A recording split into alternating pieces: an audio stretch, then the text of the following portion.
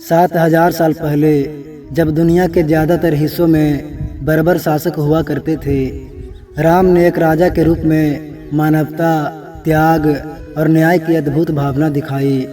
भारत में राम राज्य को सबसे न्यायपूर्ण व्यवस्था माना जाता है। राम और सीता की कहानी तो भारत में सबने सुनी है, जिसमें लंका पर आक्रमण करके राम सीता को रावण से बचाते हैं। पूरी रामायण यही तो है।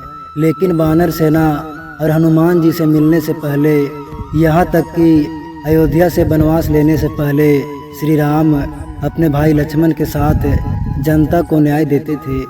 आइए जानते हैं भगवान राम राज्य से जुड़ी एक रोचक घटना के बारे में, जो राम और रावण युद्ध से पहले, रामचरितमानस से पहले की है। पुराणों में राम के बारे में एक बहुत ही सुंदर कहानी है।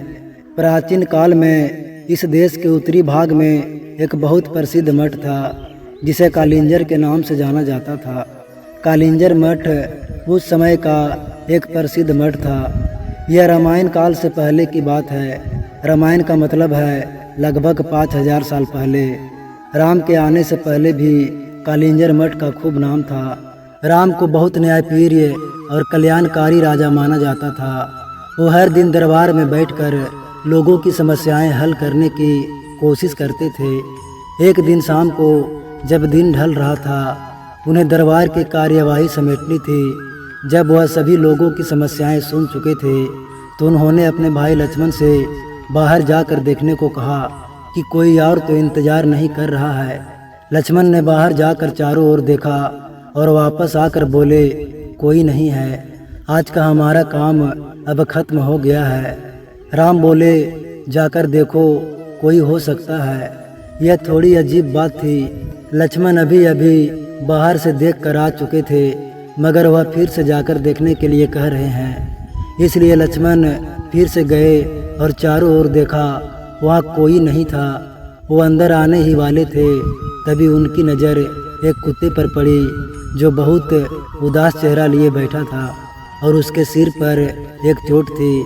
तब उन्होंने कुत्ते को देखा और उससे पूछा, क्या तुम किसी चीज़ का इंतज़ार कर रहे हो? कुत्ता बोलने लगा, हाँ, मैं राम से न्याय चाहता हूँ। तो लक्ष्मण बोले, तुम अंदर आ जाओ।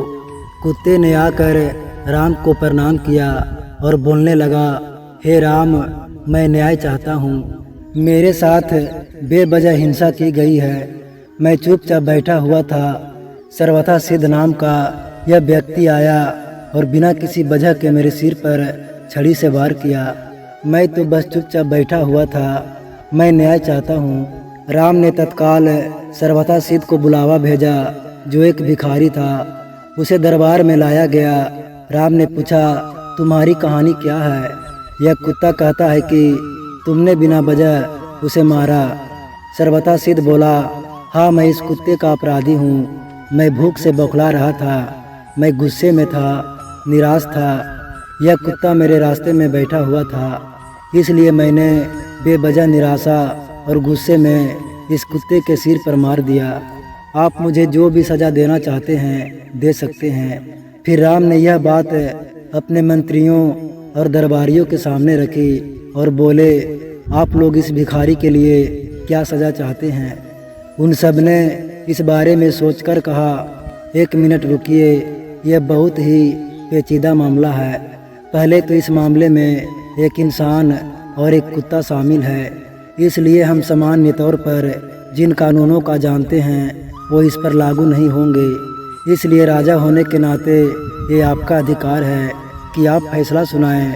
फिर राम ने कुत्ते से पूछा, क्या तुम्हारे पास कोई सुझाव है? कुत्ता बोला, हाँ, मेरे पास इस व्यक्ति के लिए एक सज़ा है। राम बोले, बताओ, वो क्या सज़ा है? तो कुत्ता बोला, इसे कालिंजर मठ का मुख्य महंत बना दीजिए। राम ने कहा, तथास्तु, और भिखारी को प्रसिद्ध कालिंजर मठ का मुख्य महंत बना दिया गया। राम ने उसे एक हाथी दिया। भिखारी इस सज़ा से बहुत प्रसन्न होते हुए हाथी पर चढ़कर खुशी खुशी मठ चला गया।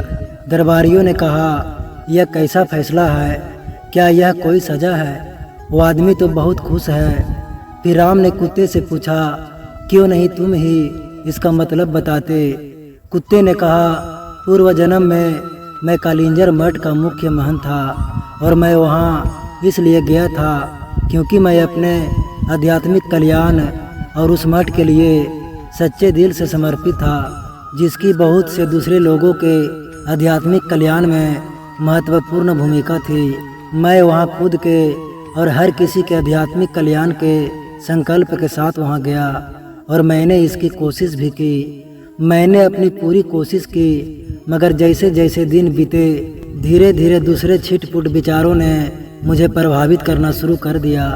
मुख्य महंत के पद के साथ आने वाले नाम और ख्याति ने कहीं न कहीं मुझ पर असर डालना शुरू कर दिया। कई बार मैं नहीं, मेरा अहंकार काम करता था। कई बार मैं लोगों की सामान्य स्वीकृति का आनंद उठाने लगता था। लोगों ने मुझे एक धर्म गुरु की तरह देखना शुरू कर दिया। अपने अंदर मैं जानता था कि मैं धर्म गुरु नहीं हूँ, मगर मैंने किसी धर्म गुरु की तरह बर्ताव करना शुरू कर दिया और उन सुविधाओं की मांग करना शुरू कर दिया जो आमतौर किसी धर्म गुरु को मिलनी चाहिए। मैंने अपने संपूर्ण रूपांतरण की कोशिश नहीं की, मगर उसका दिखावा करना शुरू कर दिया और लोगों ने भी मेरा समर्थन किया। ऐसी चीज़ें होती रही और धीरे धीरे अपने आध्यात्मिक कल्याण के लिए मेरी प्रतिबद्धता घटने लगी और मेरे आसपास के लोग भी कम होने लगे।